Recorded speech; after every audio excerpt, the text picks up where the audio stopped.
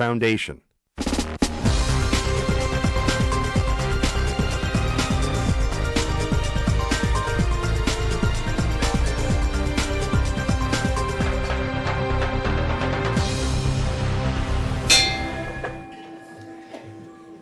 Good afternoon and welcome to the City Club of Cleveland. I am Hugh McKay, immediate past president of the City Club. We are pleased to welcome you to this important debate on Issue 2, Redistricting, between Terry Casey, representing Protect Your Vote, Ohio, and Dan Tokaji, law professor at The Ohio State University School of Law, representing Voters First, Ohio. The City Club is the oldest continuous forum in the country, and for 100 years, the City Club has provided a forum to get beyond spin and sound bites on important issues such as that issue that we are discussing here today. And we do this at the City Club each and every week throughout the year. To remain strong as we enter our second century, the City Club needs your support to advance this mission of civil-civic dialogue. For those here today, there are materials at your table to support the City Club. And if you're listening to the program, you can go online to cityclub.org to support the City Club, or to see our upcoming programs or order a copy of today's program. I'm now going to turn the program over to our moderator, Rick Jackson. Rick is the host of Morning Edition for 90.3 WCPN ideastream, and he's the producer and reporter for WVIZ PBS ideastream, and host of News Depth. Rick. Thank you, Hugh. Gentlemen, good to see you. I'm delighted to be back at the City Club to moderate this debate between Terry Casey and Dan Tokaji. The Ohio Redistricting Amendment, generally known as Issue 2, would make a change to the Ohio Constitution that would, among other things, remove the authority of elected officials to draw congressional and legislative maps. The amendment would call for the creation of a 12-person citizen commission to draw these lines. The opposition to Issue 2 believes this commission would remove accountability to voters by replacing elected officials with an unelected, unaccountable citizen commission that excludes some Ohioans from serving on the commission. I will let the representatives outline their positions further in their opening statements if they so choose. Speaking for passage of Issue 2 is Professor Dan Tokaji, an authority on election law and voting rights. He specializes in election reform, including topics such as voting technology, provisional voting, and other subjects addressed by the Help America Vote Act of 2002. Speaking against the issue, Terry Casey, the former administrative assistant to Columbus Mayor Tom Moody and former member of the Franklin County Board of Elections. The debate will be an hour, split into 4 segments. First, each candidate has a total of 5 minutes for both an opening statement and a rebuttal. It's their choice as to how they will divide this time. Again, we'll hear from each candidate twice in the segment, opening statements, then rebuttals, a total time of 5 minutes. After these opening exchanges, we'll have questions from myself as the moderator. In the third part of the program, we'll have questions from you, the audience members. And finally, each candidate will then make closing remarks. We're pleased to welcome this excellent audience with us today. You look good out there. I know many of you support one or other of these candidates and their issues. We appreciate your giving everyone a chance to be heard by holding your applause. Now, the order of opening statements was determined by a drawing a couple of minutes ago. Mr. Casey will present first. Good afternoon. I'm happy to be here at the Cleveland City Club. It's a very honor to be here, and I take it they're going to adjust the microphone a little bit. I'm on the program committee for one of your younger cousins in Columbus Metropolitan Club, and having this type of debate and program is great so we can get more in-depth details of what this issue is all about. And a couple opening things. One, this is not an issue that's just Republican or Democrat, because it's something very important because it deals with the state constitution.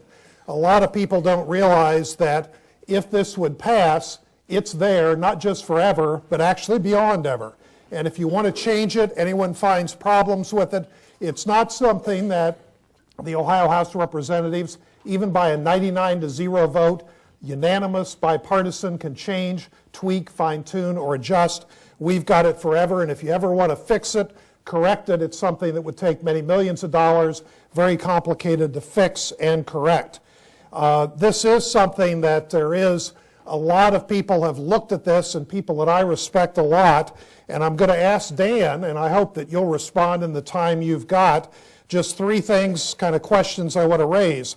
First, both the Plain Dealer and the Akron Beacon Journal, along with a lot of other newspapers, have said vote no on this.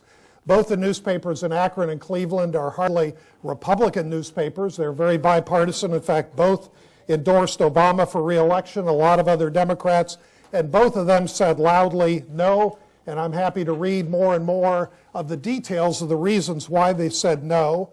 You might have read Brett Larkin's column August 25th.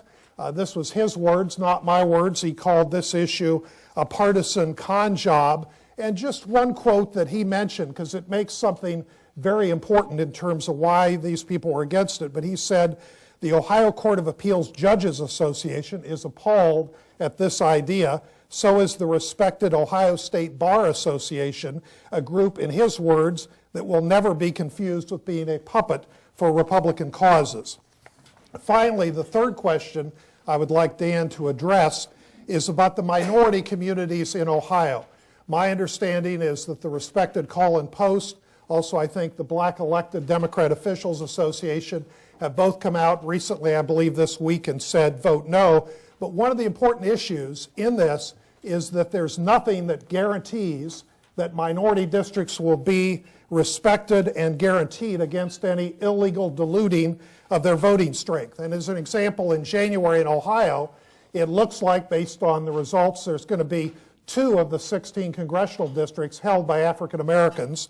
That's 12.5%. And of the Ohio General Assembly, of the 132 members, 17 are currently African American. And under this proposal, there's nothing in there that guarantees that protection, and it's important. So Dan, I've raised 3 questions. I hope you'll answer each of the 3. Thank you. Thank you, Mr. Casey. You will have approximately 2 minutes remaining. Mr. Tokaji. Thank you so much. It's a delight to be here back in Cleveland, and especially a delight to be speaking at this venerable institution again. So the reason to vote for issue 2 is really a very simple one. The opposition likes to cloud things up, likes to confuse you, likes to say it's all so complicated, but it's really simple. When politicians draw the lines, the voters lose. When people draw the lines, the voters win. We've just gone through one of the ugliest redistricting processes, producing the ugliest maps, not just in Ohio's history, but in anywhere across the country. And voters across the political spectrum, Republicans, Democrats, and independents, know that this process isn't working. And voters are tired of politics as usual for reasons that have everything to do with how district lines are drawn. Because when every politician, virtually every politician, Republican or Democratic, has a safe seat, there's no incentive to listen to the voices of the people. They're listening to their political cronies, to paid lobbyists, to big money donors, to the very special interests that control our process right now. Issue 2 would change that. It would create a 12-member independent citizens commission responding to one of the points Terry made. We'll get to the others later. It requires, exactly contrary to what he says, as a top-line criterion, compliance with federal law, including the Voting Rights Act that protects minority rights. As a person whose career began, and for most of my career I've been a civil rights lawyer, this was absolutely critical to me. It also requires that districts be politically balanced. So in a state that's roughly 50-50, we won't have 3/4 of our congressional districts favoring the party in power, as is the case now. It requires competitive districts, so we don't know the outcome of virtually every race in advance of the general election. That's fundamentally undemocratic. It requires compact districts, so we won't have districts that snake along the lake like the new 9th Congressional District, drawn for one reason and one reason only, to pit 2 prominent and popular Democrats against each other. Finally, it requires that districts preserve communities, including cities and counties. We need to protect our communities rather than drawing lines that are designed to protect incumbent politicians and political insiders and the lobbyists and big money donors who support them. That's why everyone in Ohio, except for the political operatives, should vote yes on issue 2. Thank you both. Mr. Casey, 2 minutes. Well, I'm going to shock Dan a little bit by agreeing with him in some ways that there's a problem. And we might look at why do we have a problem. Part of the problem is that Ohio is a very large and complicated state, very diverse. An example here in Cuyahoga County, the population, the city of Cleveland in 1950 was 914,000 people. In the latest census, it was 396. Each congressional district has got to be 721,031, and 8 of them have to be 032. Congressional districts have to be exact to the person, which makes it complicated. The other problem is Ohio has shrunk in my lifetime from 24 congressional districts down to 18 previously, and now only 16. So one of the difficulties is as you shrink in districts, it makes it more complicated to make everybody happy and have every community considered whole. Also, to be honest with you, and I wasn't involved in drawing these maps, computers have added to the challenge because it's easier for people in, whether it's California, Ohio, people on either side, to be more manipulative, more creative, you might call it, in how you move around different pieces of the census tract. But clearly, my view, and I've said this publicly, and I think other people have, there's some other better ways to do it. John Houston had a plan that had passed the state Senate, had support in the Ohio House, and if Dan wants, I'll explain who pulled the rug out from underneath that reform. But reform is good, but the old saying is before you jump off the cliff because you're unhappy with where you're at now, you ought to look at where you're going to go and where you're going to land, and I think there's a lot of problems in the details of Dan's plan. Thank you, sir. Dan Tokaji, 2 minutes. So Terry says he had nothing to do with the drawing of this plan, and I take him at his word, but his buddies did, right? As I think most of you know, Terry's a longtime Republican political operative. There's nothing wrong with that, but we know the interests who he's speaking for here. He's speaking for the folks who currently control power in Columbus and who are going to control a majority of our congressional seats in Congress. But I want to make one thing clear, and here's where I'm going to agree with something Terry said in his opening remark. This isn't a Republican versus Democratic issue, because when Democrats have held the pen here in Ohio many decades ago and in other states, they've done exactly the sort of crass thing that we saw last year from the Republicans. Issue 2 is an issue of we the people versus the career politicians versus the political operatives. And it's interesting that everybody on the other side is acknowledging that we have a serious problem, but they're not putting forth any specifics about what they'd actually endorse. And there's a reason for that, because they're not telling the truth. The last thing that people like Terry want, God love you, Terry, is to change the system we have now, because the system we have now protects their interests. It protects the interests of the political operatives, the lobbyists, the big money donors. I mean, look at the list of the people who've contributed $7 million to the No on 2 side. It's a veritable who's who of special interests, from oil and gas to public utilities. If you want to protect the interests of the people as opposed to the interests of the politicians, you should all vote yes on 2. Thank you both. I now will have a series of questions for the 2 men. Candidates will have 2 minutes to respond to each question. I will reserve the right to ask a follow-up question if I should choose to do so. They would each have 30 seconds to respond to that. As proposed, 4 members of the proposed commission would not be affiliated with either of the 2 largest political parties, while 4 others would come from each of the 2 largest, in this case, Republican and Democrats. Mr. Tokaji, please tell me why this element was included in the plan and how it would be a benefit to the commission.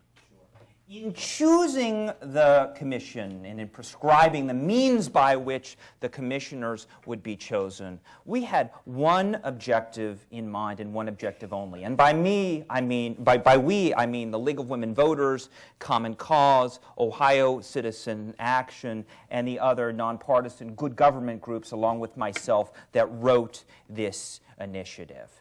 So our goal throughout was to make sure that these people were insulated from partisan politics. As you mentioned, it requires 4 Democrats, 4 Republicans, 4 independents to serve on the commission.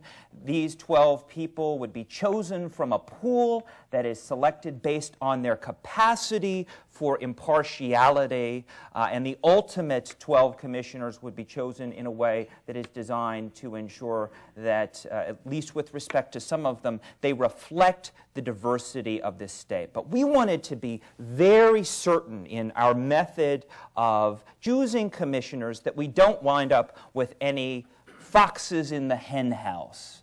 What I mean by this is partisan politicians or their cronies, people who are going to be serving the interests of the parties rather than the interests of the people of Ohio. In fact, we specifically prohibit, in the language of the initiative, any districts from being drawn to advantage any political party or any particular candidate. So our selection mechanism, to sum up, is designed to ensure that we have truly independent commissioners and not career politicians, lobbyists, big money donors, or political operatives. So then, Mr. Casey, do you feel like this 4+4+4 plan hampers the chance of success at drawing fair boundaries? Well, there's only 2 problems with the little plan. First of all, it involves the judges and the courts as a part of this process. And in all honesty, people politically on one side or the other can lobby, hint, call the judges as far as who they pick, who they don't pick. And then the second problem is, it sounds very good, we're going to have 4, 4, and 4. But I know from being on a board of elections, being involved politically, there are people who are truly and honestly really nonpartisan. But then there are people who, for very smart reasons, choose not to vote in this primary or that primary. And believe me, just as happened in California, and a publication called ProPublica.org did a detailed look at California, and basically, to the credit of the Democrats, they went and hijacked the plan that was supposed to be reform. In fact, some on the Republican side wrote the plan, thought it would reform and mean things would be fair, but what happens in politics is one side or the other, or both of them, try and figure out how can we hijack the process. And between having judges involved, which the newspapers, the Plain Dealer, Beacon Journal, Canton Repository, Call and Post, all over the state have detailed the problem, you shouldn't have judges. And the Bar Association said judges really shouldn't be involved in any part of that process because they might have to adjudicate it later. But then the second thing is, you can have 4 people of one party say, we've got our 2 or 3 friends here, and we can ramrod through what we want, and then they get it. So there's no guarantee, there's no protection, and if they'd have done it right, one part California did do, it required bipartisan support in order to have the majority and the approval of the plan so that one side could not hijack it at the expense of the other. I do want to do a follow-up there. I'll give you 30 seconds as well in a minute, Dan. The whole idea of judges being swayed, go back to that for me. You sound as if you were worried that judges could be, I don't want to say bought, but. No, they wouldn't be bought. It's just that certain people in the community, they could be party leaders, they could be people that might want to help them when they next want to run for another office or Supreme Court or whatever, when they call them or see them at a golf match and say, you know, when you're sitting there and you're looking at these people, I really like this person, and that person. And judges are human beings, and there's no prohibition in this thing about any of these judges being involved having ex parte communications. So they're going to get lobbied. It's something that happens. It's outside the courtroom, not a direct judicial function. So there's a vulnerability there, and it's not that anyone's going to buy them. It's just when people lean on them and smile at them and wink at them, sometimes judges who have higher aspirations or want to continue will sometimes listen to what friends tell them. Okay, you went past your 30, so I'll give you a minute too. Let me explain to the audience, it's a very complicated method of choosing these commissioners. Politicians, partisans aren't included, as Dan was saying to us. They choose 42 people, these judges do. They whittle that group down, they whittle that group down. Finally, they choose 9, and then the 9 choose the final 3. So if I could ask you, why so complicated? It's not that complicated. You just explained it in 10 seconds. But let me tell you something on the role of judges. There's been a lot of misunderstanding and, frankly, misinformation from the other side on this. Contrary to what the OSBA said, the panel of 8 judges, no more than 4 of whom can be of any one party, so that neither party dominates, performs a narrow but important role. They winnow down the pool of applicants to a smaller group of 42 from which the ultimate commissioners would be chosen. Why did we do things that way? Well, there's a simple reason. We don't have any nonpartisan institutions that are capable of performing this role. And so let me ask you this question. Who do you trust more? A panel of 12 citizens chosen by a group of 8 judges, no more than 4 Democrats, no more than 4 Republicans, and chosen based on their capacity for impartiality, or the folks who drew our maps, the career politicians and their cronies who drew them in a secret room that they themselves referred to in email as their bunker? Thank you. One of the most controversial elements of this proposed change is the mandate to the General Assembly to appropriate all funds as determined by the Commission. This would include expenses for staff, for consultants, for legal counsel, and for the Commission members themselves. Some have charged that means carte blanche for the Commissioners. Mr. Tokaji, your opposition calls that a blank check in their advertising. Why this need for the clause that says all funds? Well, we actually use the word in that very same paragraph, necessary, 4 times. The legislature, contrary to what the other side has been saying, retains the power of the purse. And this accusation, the blank check accusation, has been found to be false by the Ohio Supreme Court. And of course, 6 out of 7 of our justices on the Ohio Supreme Court are in fact Republicans. Folks, they haven't been telling the truth about issue 2. They've been misleading the public over and over again. This is not a blank check. The legislature retains the power of the purse, and only necessary expenses would have to be paid for. Contrast that with what we saw last year, when the leadership in the state's Republican caucus took 2 of their legislative staffers, 2 political insiders, off the state's payroll and funded state money to them through a different means, $210,000 to draw the maps in a secret hotel room that they referred to as the bunker. And as they also say in their email, they had a goal, which was to build a firewall against competition. That is, to ensure that even in a really strong Democratic year, Republicans maintain control of both houses of the state legislature as well as our congressional delegation. And I hasten to add, Democrats would do the same thing if they held the pen. This isn't about Republicans versus Democrats. This is about we, the people, versus the career politicians. We need to change politics as usual. We need to change this sort of rampant conflict of interest by enacting issue 2 into law. Terry Casey, your financial concerns. Well, I hate to bring Dan back into the future, but that's what this is about. Do we want this constitutional amendment in the Ohio Constitution forever and ever permanent? And on the cost issue, the Constitution requires, just as they did on the casino issue, the state's OBM, the budget, the money people, to look at this proposal, see what it would cost. What they came up with is 11 to 15 million. Now, maybe these commissioners who get appointed for a 10-year period will pay themselves $50,000 a year. Maybe they'll say they're worth $100,000 a year. I don't know what their pensions, what their health care, the staff, the consultants they would hire, but not me, but the OBM people said it would be 11 to 15 million. And under the way it's written, it says whatever this new commission deems is necessary. And what's happened in the past when people get that kind of loose license on budgets, if the legislature doesn't give them the money, they're immediately in court saying, we want the money, we feel it's necessary, we've determined it, the Constitution guarantees us. So the costs are, I think, a legitimate concern, and this is not something that's cheap or inexpensive, because to be honest, anybody can apply. And one thing Dan earlier talked about, maybe these judges will sift through 200 applications to pick the top 42, but there could be 5,000 people apply, because if they hear it's pensions and it's benefits and a nice salary and you don't have to do a lot of work, there's going to be a lot of people apply. How do the judges sort through? But it's going to cost money, and the question is, after you've spent all this money, what do you really have? Does it really work? Thank you. Is part of the problem, Mr. Casey, that the change takes place in the Constitution? I know that you addressed this in your opening remarks, but are you worried about the possibility of not being able to reverse 2 should it pass? Well, the problem is, and any time when people do constitutional amendments, they do laws, there are mistakes that people make, unintended consequences. They thought, oh, boy, we ought to fix this, we ought to fine-tune this.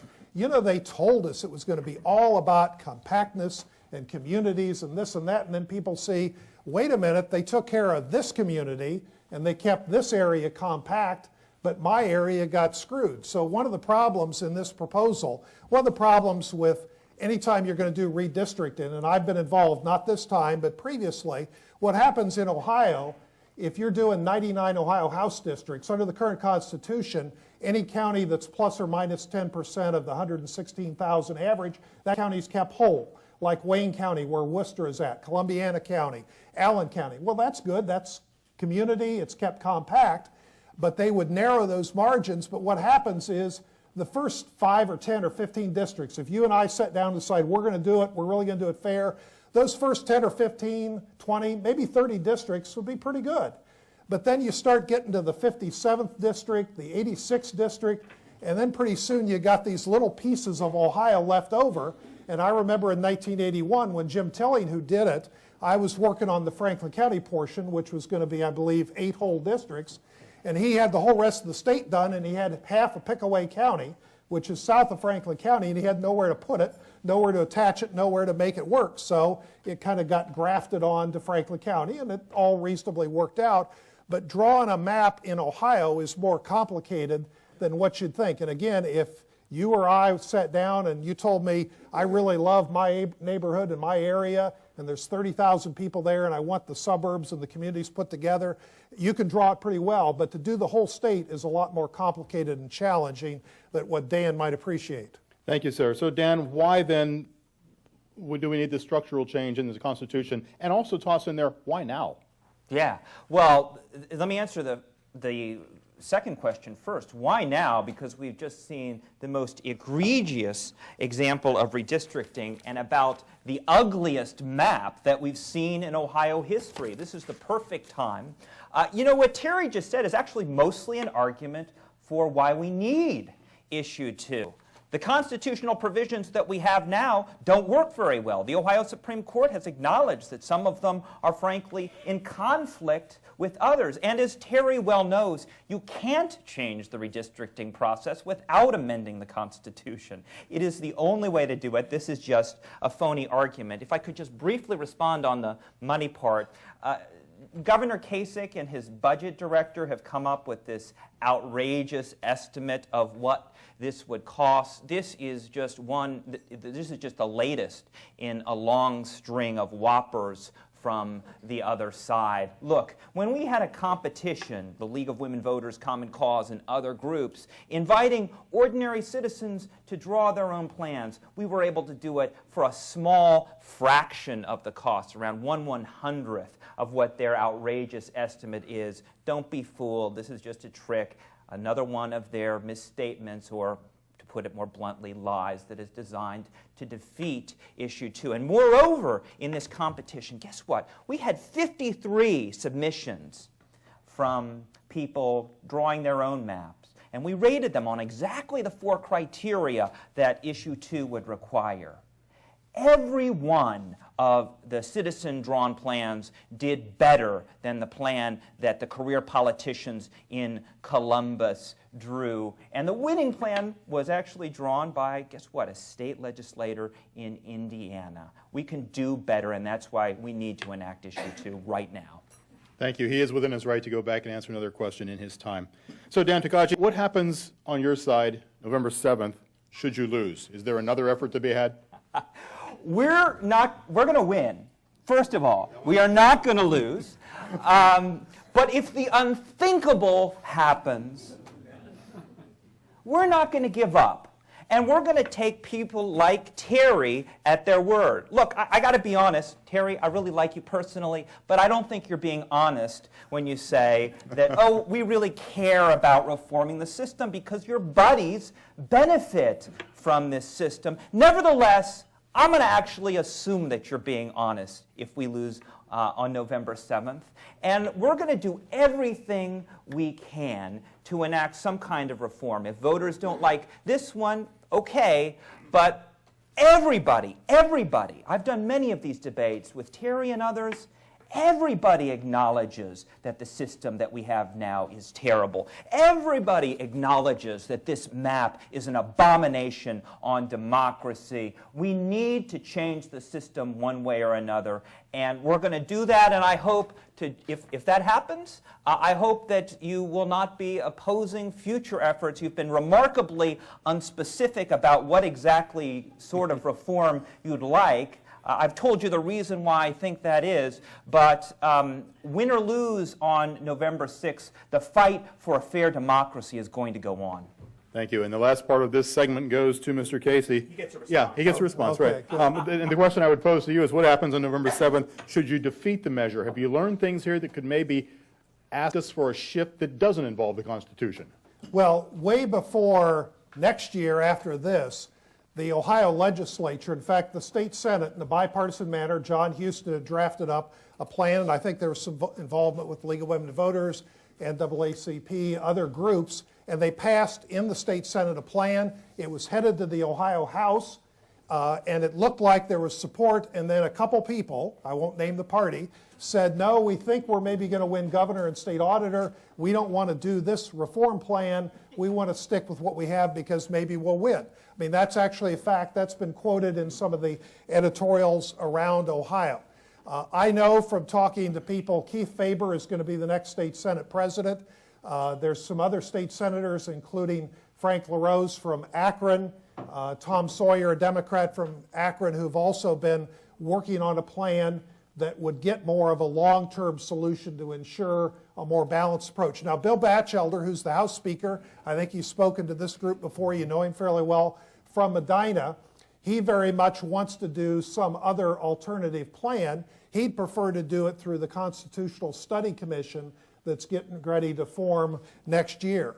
But I might mention that since Dan held up a map, I've got here, and you can't see it very well here, but this is the California map under this supposed magic reform plan that did everything wonderful for compactness and competitiveness. But I'm looking at one district here, and it's 550 miles long. At parts, it's 20 miles wide. Another one along the Pacific coast, 410 miles by 35 miles. This was a product of a so-called reform plan, and you can obviously see it didn't work out very well. But I think, and you might ask, why would Republicans support this if they control it now? Well, people who are smart that I've worked with in the past, like Joanne Davidson, we recognize Republicans might be in control now, but they won't always be for the future. And I'll explain more details later when I got additional time. Thank you. Thank you both. Well, those maps are going to look so good on the radio. Yes. Have a cup of water. Mr. McKay has some comments.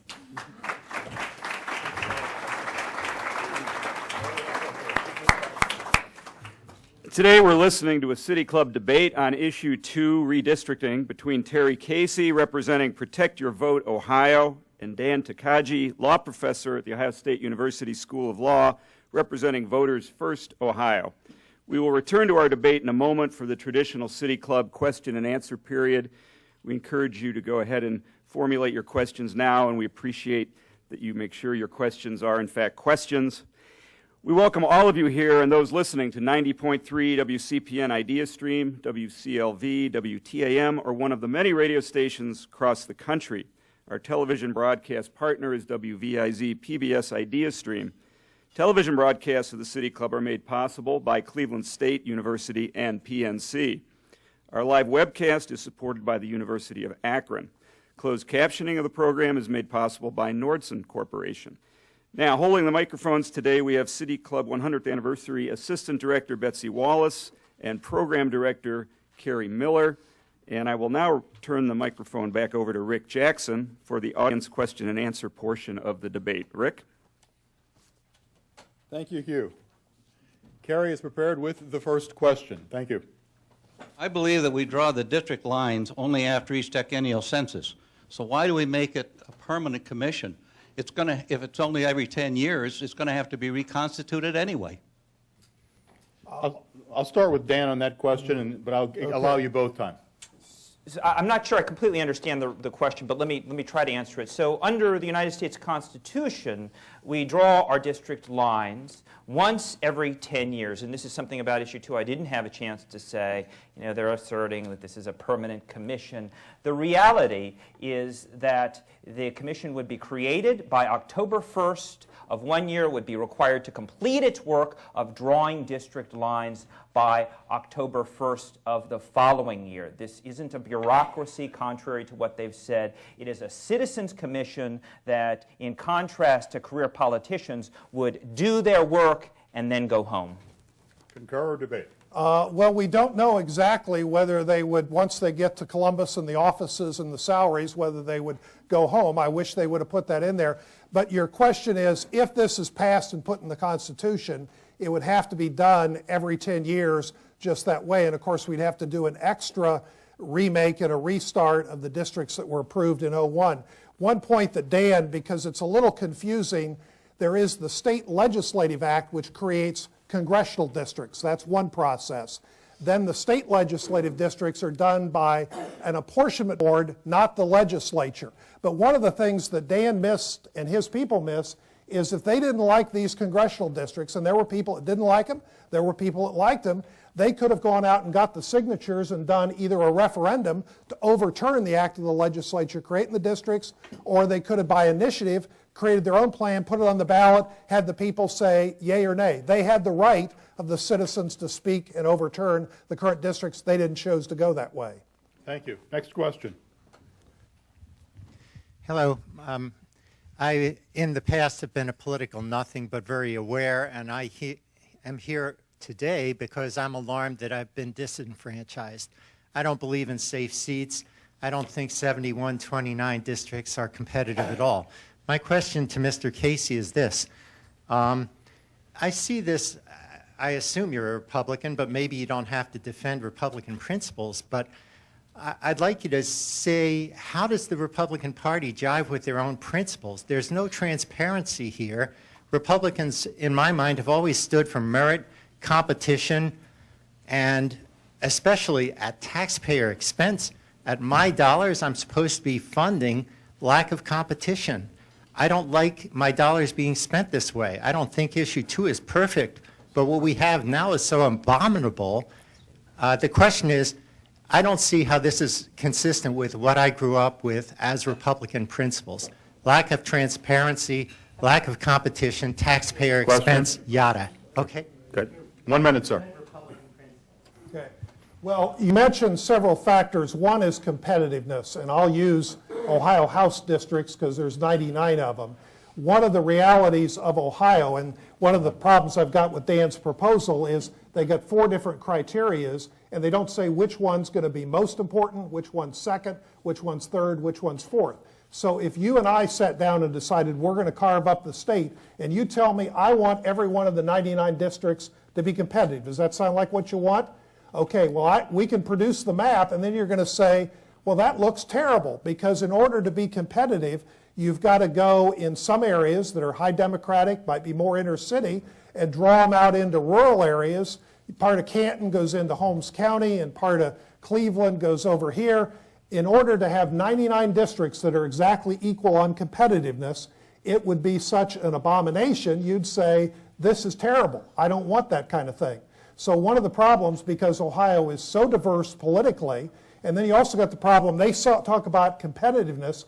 Well, are you going to look at competitiveness as the 2010 election was, which was very much Republican, or 08 or 06, it was more Democrat? It's not as easy as you think. 30 seconds, Mr. Tokaji. Yeah, so, I appreciate your remark. I think you're exactly right. You used the word disenfranchisement. We've heard a lot about vote suppression lately. Gerrymandering is vote suppression on steroids. Because it's not just some people's votes, it's every Ohio citizen's vote that is suppressed by the maps we have now. Now, why do we proceed this way rather than just a referendum on the congressional districts? Well, first, you can't change the state legislative districts that way. Moreover, we need systemic reform.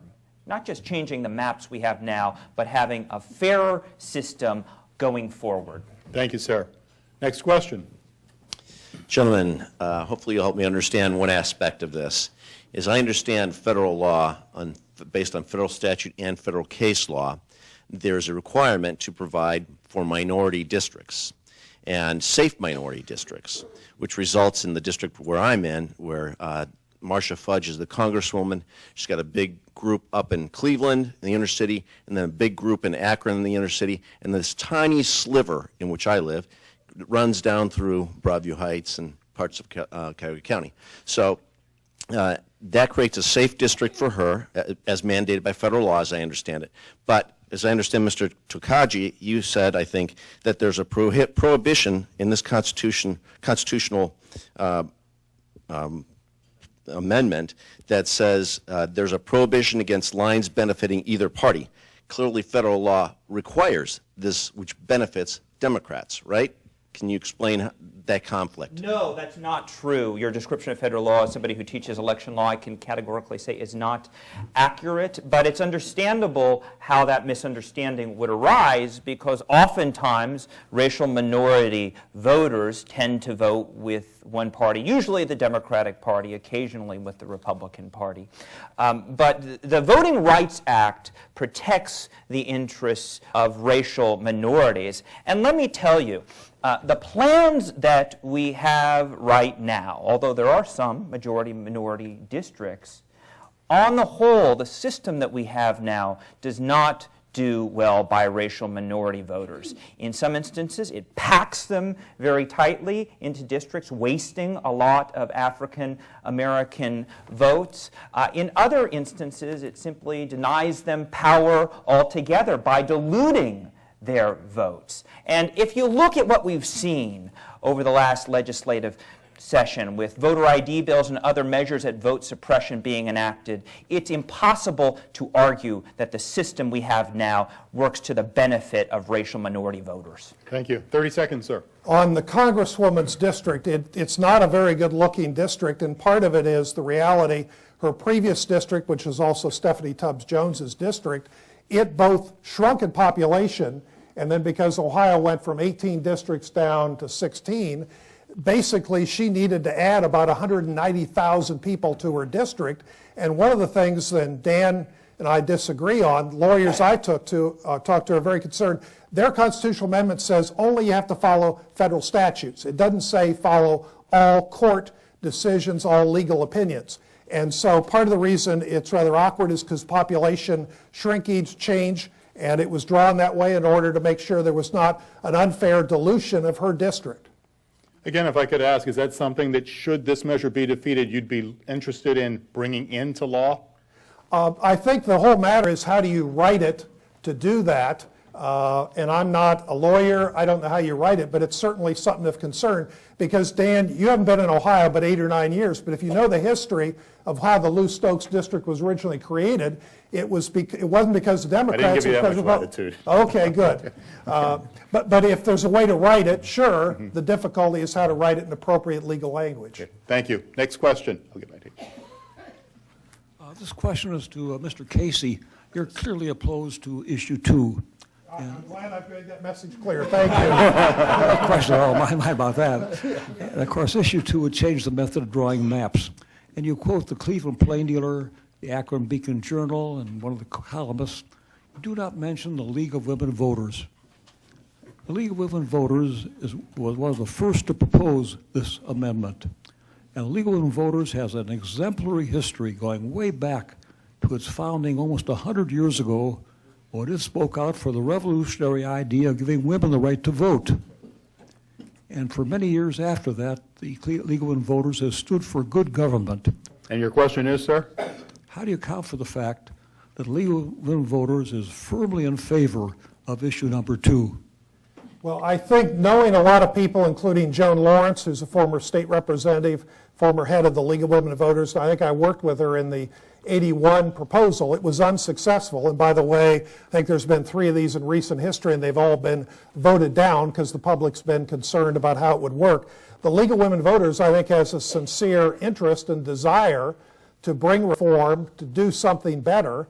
Unfortunately, I'm not sure whether everybody in their group understood the details and the mechanics of how it would work. So I would encourage them to stay involved because this is something that needs to happen. I was starting to mention about Joanne Davidson and her view that ultimately, if you're smart, even if you're Republicans now in the majority, you recognize you're not always going to be there forever. And even when Republicans drew an example in 2001, it ended up that Armin Budish became the speaker in 2008. So plans can be drawn to benefit one side. They don't always work out that way. Thank you. 30 seconds, Dan Tokaji. I was actually in the room with people from the League of Women Voters, and there are some of my friends from the League, my new friends from the League, sitting here right in the front row when we drew this plan along with Common Cause. These are good government groups, folks, which have supported redistricting reform, sometimes fighting against Democrats, sometimes as here fighting against Republicans, but motivated by one purpose and one purpose only, and that is to make sure that all the people of Ohio are fairly represented, and that is why they wrote, and the voters should approve issue 2. Thank you. One final question from the audience. Gary? Okay, thank you. Mr. Casey, I'd like to ask a question about something that you have some experience with, and that is money laundering. Your campaign released its campaign finance reports yesterday and failed to include details on $750,000 in contributions that are being laundered by a Washington-based super PAC, the American Action Network.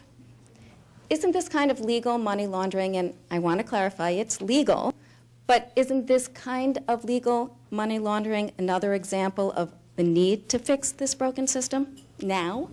Thank you. 1 minute, sir. I haven't looked at or been involved in any of the campaign, those kind of details. I don't know. I know that the good news is everything's required to be reported. If you look on the other side, even though the League of Women Voters are involved, 99% of their money came from organized labor, and a lot of it was not money that the members freely chose to have contributed. It was contributed on their behalf. So the good news is there's public reports of where the money came from. I don't know the details of each of the groups and who gave what and that kind of thing, but it's there publicly available, which it should be. Well, I think the question that the people of Ohio should be asking themselves is, why is there so much money coming in from utility companies, oil and gas, and other special interests, both disclosed and, contrary to what Terry says, undisclosed money? There's been a flood of money. The answer to this question is because there are a lot of wealthy special interests that think our broken system works just fine because it works just fine for them, but it doesn't work well for the people of Ohio, which is why if we want a fair political process, if we want a system that is no longer rigged to benefit those in power, we need to enact issue 2, and we need to enact it now. Thank you, audience, for your questions. And now the closing question. I will ask the candidates a question. Each candidate will have 3 minutes to make their remarks, which includes answering the question and making a closing statement.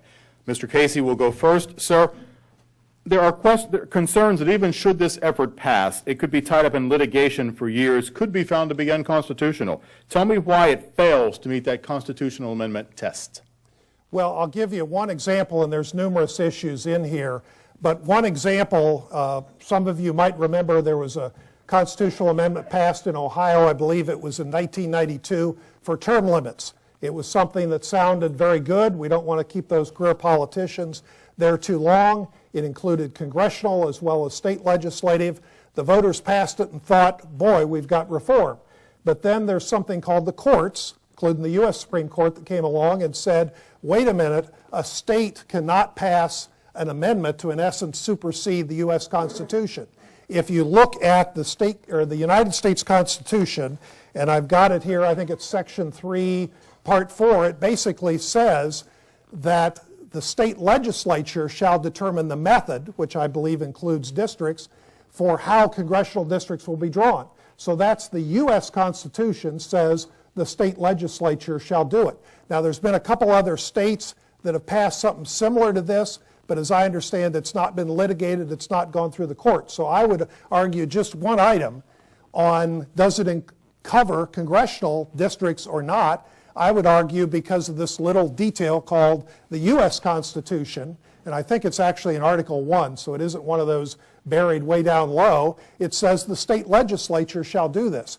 And in talking to other people who are pretty expert on this, one of the problems that's troubled the U.S. Supreme Court, and I think Justice Kennedy is one of them, is that our Constitution doesn't really say how these districts will be drawn, but they do leave it to the state legislatures.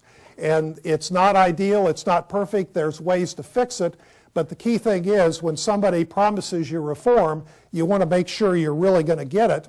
And part of it, to kind of fold into my close, Dan and their thing, and again, reform always sounds good. We're always for reform until you start looking at the details. Their plan says that it will be compact, competitive districts, that both sounds good, and keeps the communities together.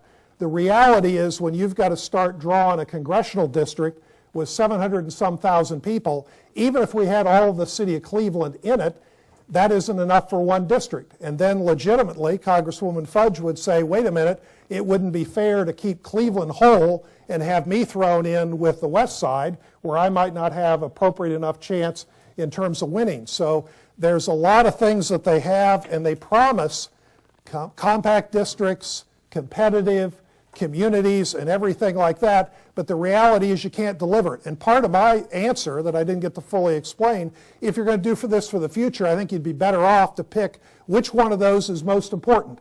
I think competitiveness, all 99 House districts being exactly the same political index would not be good, but if you went after compactness, you could define it legally and guarantee that this is what you're going to get. So I think you need to go back to the drawing board, decide which of those four is most important, write it accordingly, keep it simple so that everyone can understand. And the bottom line, as the newspapers in the northeastern Ohio have urged, vote no, let's go back and get it right. Thank you. Thank you, Terry Casey. 3 minutes again, Mr. Dan Tokaji. I'll restate the question for you. There are concerns that even should this effort pass, it could be tied up in litigation for years. It could be unconstitutionally found. Tell me why this is going to satisfy a constitutional challenge. Well, as someone who teaches constitutional law at The Ohio State University, I'm delighted to answer that question and correct some of the misstatements of my opponent. The basic principle is one that is foundational to our constitutional system. One person, one vote. Not $1, one vote. Not one corporation, one vote. Not one utility company, one vote. One person, one vote. The system that we have right now violates the people's most fundamental right, the right to vote and to have their votes counted and treated as equal, the right to be an equal citizen in our democracy. And to see that, you only have to look at all the money from the special interests, from the lobbyists and their buddies that is being put in on the No on 2 side. Now, Terry's criticized the Yes on 2 campaign for getting support from We Are Ohio and other groups representing working people, like teachers, firefighters, police officers. Right? Well, there's a good reason why, even though we don't have as much money, nearly as much money as their side does, these folks are supporting us. And the reason is they've seen the negative consequences that our broken system has on working people. And our supporters see the negative consequences that our system, which breeds extreme politicians, has on the rights of women. They've seen the negative consequences that it has when it comes to vote suppression, including the fundamental voting rights of minorities. These are the issues that are really at stake here. And redistricting may seem like a complicated subject, but the reality is simple. This is about taking power away from partisan politicians and their cronies, giving it back to the people. Now, I know Terry likes to read his editorials. It will come as no surprise, I'm sure, to anyone in this room, because you're a sophisticated bunch. Sometimes, the institutional press has an agenda, right? Sometimes they get very cozy with the politicians in power, because in part their livelihood depends on access to those folks. But let me tell you something. Last time I counted, we actually had more endorsements. They weren't for the most part, though, the endorsements from the big boys. They were endorsements from smaller papers in places like Tiffin, Ohio, for example, smaller communities that are, and I think there's a good reason for that, because those newspapers are much closer to we the people and more distant from the partisan politicians who are fighting so hard to defeat issue 2. If we care about returning power to we the people, taking power away from the career politicians, the political operatives, the lobbyists, and big money donors, then all of us should vote yes on issue 2. Thank you.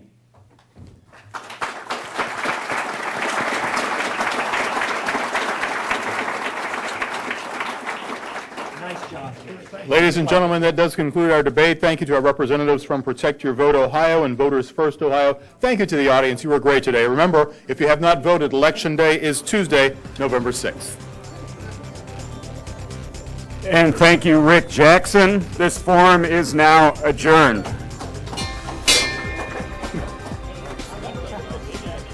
For information on upcoming speakers or for podcasts of the City Club, go to cityclub.org.